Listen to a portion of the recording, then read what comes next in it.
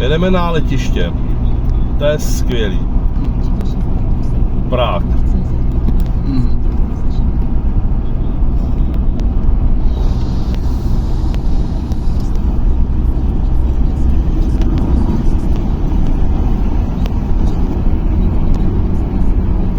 Prah.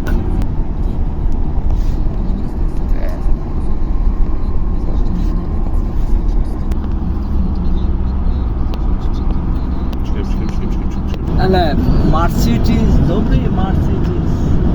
Ale zase Mercedes, starý, old Mercedes, good, ale ty nový, všechny nový auta, Škoda, Mercedes, BMW, to už je všechno.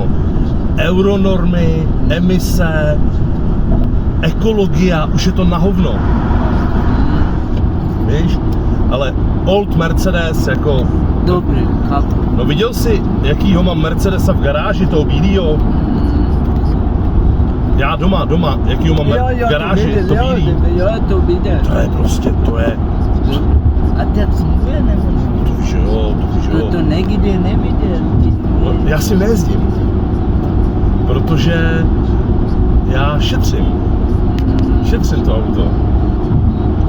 Já ho koupil za 70 000 a dneska má hodnotu, kdybych šel a prodal, tak 350 000. Můžeš, jo? To je hodně. No, to je hodně. Kolik let ty koupil? 10 let ho mám, najezdil jsem, za 10 let jsem najezdil 1000 kilometrů, jenom. A je starý, to už se počítá 80, 90, 15, je starý 39 roků je starý. 39 roků.